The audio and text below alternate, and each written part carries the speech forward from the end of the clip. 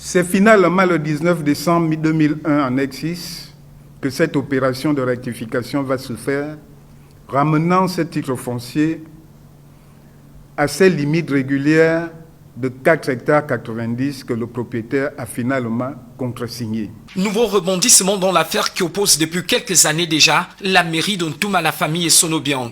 Ce dimanche 5 novembre, au cours d'une conférence de presse animée à son domicile, veuve Jeannette Essono-Biang est passée à l'offensive en décidant de mettre à nu ce qu'elle appelle elle-même la mafia du foncier Ontoum, le cas de la mairie locale. Si j'ai fait encore appel à la presse, c'est que j'ai découvert certaines choses et que le maire avait avancé certaines choses. J'ai un titre foncier de 1982. Certains l'ont filmé. Le titre foncier est toujours accompagné pour avoir un support. C'est ça. Signé par la même personne, Henri Miko.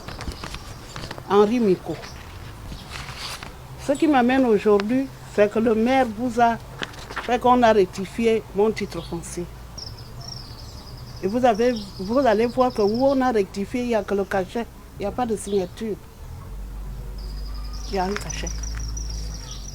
Et ça, c'est la signature d'Henri Miko. Henri Miko n'a pas pu signer. Il vit encore. Et qui m'envoie ça, c'est le maire. C'est ce qui passe partout.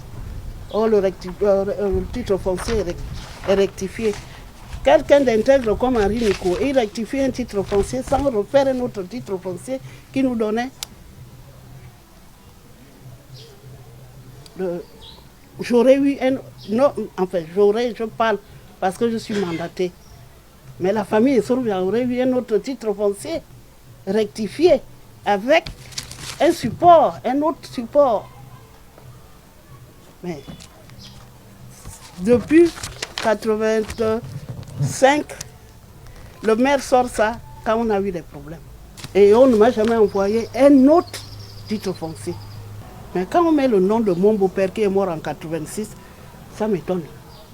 Parce que là, ce sera dans le cadre du tribunal. Parce qu'il y a trop de faux là-dedans. C'est pour cela que je vous ai appelé que... Après ici, je serai... Peut-être vous allez filmer maintenant, je serai au tribunal. Dans ce feuilleton, l'on relève de nombreuses familles gabonaises menacées d'expulsion et ici en dépit de leurs investissements. Pour la famille Essono-Biang, cette démarche du maire d'Ontoum cache bien des choses. Une sorte de pression exercée par une personne tapie dans l'ombre. Il a pris 40 millions. Parce que quand Smedi vient de nous déposer plainte là, c'est dans la requête. C'est dans la requête de Smedi. Quand je vais terminer avec ça, je vais aller au tribunal, enlever mon corps. Eux-mêmes vont gérer. Je ne parle pas de la famille en ce moment. Mais le maire, je ne sais pas, il a pris l'argent surtout M. Joss qui est derrière lui là. Injoignable lors de notre passage, la rédaction de Nour TV reste disposée à écouter une fois de plus le maire d'Ontoum afin que lumière soit faite sur cette affaire.